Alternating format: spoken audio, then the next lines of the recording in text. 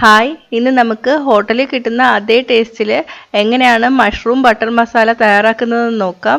ഇത് നമുക്ക് പെട്ടെന്ന് ഉണ്ടാക്കിയെടുക്കാനും പറ്റും, നല്ല ടേസ്റ്റുമാണ്. ഇത് ചപ്പാത്തി, ബറോട്ട, നാനിൻ്റെ കൂടെയൊക്കെ നല്ലൊരു കോമ്പിനേഷനാണ്. നമുക്കിത് എങ്ങനെയാണ് തയ്യാറാക്കുന്നതെന്ന് നോക്കാം. അതിന് മുന്നേ ചാനൽ സബ്സ്ക്രൈബ് ചെയ്യാത്തവർ സബ്സ്ക്രൈബ് ചെയ്യാൻ മറക്കല്ലേ. കൂടെ ആ ബെൽ ബട്ടൺ കൂടി ക്ലിക്ക് ചെയ്താൽ ഞാൻ അപ്ലോഡ് ചെയ്യുന്ന എല്ലാ റെസിപ്പീസിൻ്റെയും നോട്ടിഫിക്കേഷൻ ഉടൻ തന്നെ നിങ്ങൾക്ക് ലഭിക്കും. Please subscribe this channel and press on the bell icon for the latest updates.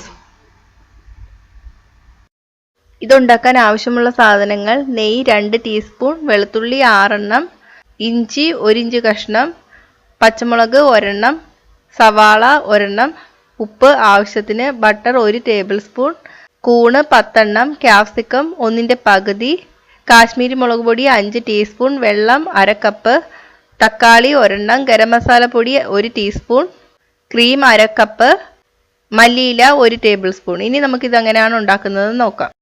ഇതിന് വേണ്ടിയിട്ട് ആദ്യം ഒരു പാനിൽ 2 ടീസ്പൂൺ നെയ്യ് ചൂടാക്കി എടുക്കാം. ഞാനിവിടെ കുറച്ച് ബട്ടറും കുറച്ച് നെയ്യുമാണ് യൂസ് ചെയ്യുന്നത്. നിങ്ങൾക്ക് വേണമെങ്കിൽ ഫുള്ള് ബട്ടർ തന്നെ യൂസ് ചെയ്യാം. ഇനി നെയ്യ് ചൂടായി വരുമ്പോൾ 6 വെളുത്തുള്ളി ചേർത്ത് കൊടുക്കാം, 1 കഷ്ണം ഇഞ്ചി ചേർത്ത് കൊടുക്കാം, ഇനി 1 പച്ചമുളക് ചേർത്ത് കൊടുക്കാം. ഈ പച്ചമുളകിന് നല്ല എരിവാണ്, അതുകൊണ്ടാണ് ഞാൻ 1 എണ്ണം ചേർത്തത്. എരി കൂടുതൽ വേണമെന്നുണ്ടെങ്കിൽ 2 പച്ചമുളക് ചേർക്കാം. ഇനി 1 സവാള അരിഞ്ഞത് ചേർത്ത് കൊടുക്കാം, ആവശ്യത്തിന് ഉപ്പ് ചേർത്ത് കൊടുക്കാം. ഇനി നല്ലപോലെ ഇളക്കി കൊടുക്കുക. ഇനി സവാള നല്ലപോലെ വഴറ്റിയെടുക്കണം. അടച്ചു വെച്ച് വേവിക്കാം.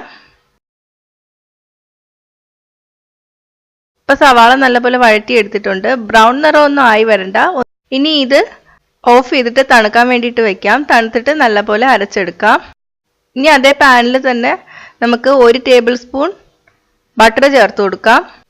തീ മീഡിയത്തിൽ വെക്കുക. ഇനി ബട്ടർ നന്നായിട്ട് അലിഞ്ഞു വരണം. ഇപ്പോൾ ബട്ടർ അലിഞ്ഞു തുടങ്ങിയിട്ടുണ്ട്. ഇവിടെ ഞാൻ 10 ബട്ടൺ മഷ്റൂമാണ് എടുത്തിരിക്കുന്നത്. അത് ഞാൻ അരിഞ്ഞെടുത്തിട്ടുണ്ട്. അത് ഇതിലോട്ട് ചേർത്ത് കൊടുക്കാം. ഇനി 1 ക്യാപ്സിക്കത്തിൻ്റെ പകുതി എടുക്കണം, അതും അരിഞ്ഞെടുത്തിട്ടുണ്ട്. അതും ചേർത്ത് കൊടുക്കുക. ഇനി 2 മിനിറ്റ് ഇത് നന്നായിട്ട് ഈ ബട്ടറിലിട്ട് വഴറ്റിയെടുക്കാം. കുറച്ച് ഉപ്പ് കൂടി ചേർത്ത് കൊടുക്കാം. ഇപ്പോൾ 2 മിനിറ്റ് കഴിഞ്ഞിട്ടുണ്ട്. മുളക് പൊടി ചേർത്ത് കൊടുക്കുകയാണ്. ഞാനിപ്പോൾ 3 ടീസ്പൂൺ കാശ്മീരി മുളക് പൊടിയാണ് ചേർത്ത് കൊടുത്തിരിക്കുന്നത്. നമ്മൾ കടയിൽ നിന്ന് ബട്ടർ മസാല വാങ്ങിക്കുമ്പോൾ നല്ല കളറായിരിക്കും, അതവർ ഫുഡ് കളർ ചേർക്കുന്നതാണ്. അപ്പം നമുക്ക് കുറച്ചെങ്കിലും കളർ കിട്ടണമെങ്കിൽ നമ്മൾ കാശ്മീരി മുളക് പൊടി ചേർക്കണം. സാധാ മുളക് പൊടി ചേർത്താൽ കളർ കുറവായിരിക്കും. ഇപ്പോൾ ഞാനിവിടെ 3 ടീസ്പൂൺ കാശ്മീരി മുളക് പൊടിയാണ് ചേർത്തത്. നമ്മൾ നേരത്തെ പച്ചമുളക് ചേർത്തിട്ടുണ്ട്, ഇഞ്ചി ചേർത്തിട്ടുണ്ട്. അപ്പോൾ അതിൻ്റെയൊക്കെ കുറച്ച് എരിവ് വരും. അപ്പോൾ നമ്മൾ അരച്ച സവാള ഇതിലോട്ട് ചേർത്ത് കൊടുത്തതിന് ശേഷം ബാക്കി മുളക് പൊടി ചേർക്കാം. ചെറുതായിട്ടൊന്ന് മൂപ്പിച്ചിട്ട് ചേർക്കുക. ഇനി ഇതിലോട്ട് അരച്ച് വെച്ച സവാള ചേർത്ത് കൊടുക്കുക. നന്നായിട്ട് ഇളക്കി കൊടുക്കുക. 1/2 കപ്പ് വെള്ളം കൂടി ചേർത്ത് കൊടുക്കുക.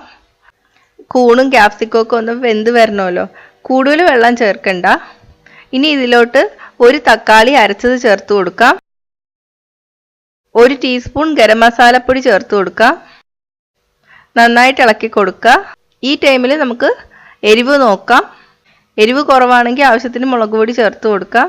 ഞാനിവിടെ 2 ടീസ്പൂൺ കാശ്മീരി മുളക് പൊടി കൂടി ചേർത്ത് കൊടുക്കുകയാണ്. സാധാ മുളക് പൊടിയാണ് ചേർക്കുന്നതെങ്കിൽ നിങ്ങൾ എരിവിനനുസരിച്ചിട്ട് അതിൻ്റെ അളവ് വ്യത്യാസം വരുത്താം. ഇനി ഇത് അടച്ചു വെച്ച് വേവിക്കാം. ഒരു 10 മിനിറ്റ് കഴിഞ്ഞിട്ടുണ്ട്. ഇത് നന്നായിട്ട് തിളച്ച് വന്നിട്ടുണ്ട്. ഇപ്പം കൂണൊക്കെ നല്ലപോലെ വെന്തിട്ടുണ്ട്. ഇനി ഇതിലോട്ട് ഞാൻ 1/2 കപ്പ് ക്രീം ചേർത്ത് കൊടുക്കുകയാണ്. നന്നായിട്ട് ഇളക്കി കൊടുക്കുക. ഇത് ചേർക്കുമ്പോൾ കറി ഒന്ന് കുറുകി വരും.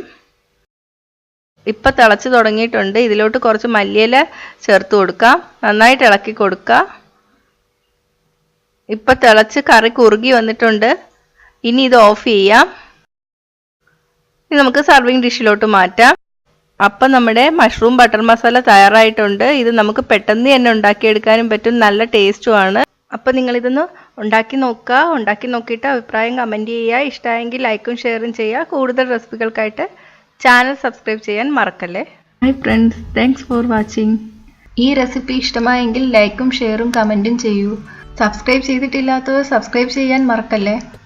പുതിയ റെസിപ്പീസ് ഉടനെ ലഭിക്കാനായി നോട്ടിഫിക്കേഷൻ ഐക്കൺ ക്ലിക്ക് ചെയ്യൂ.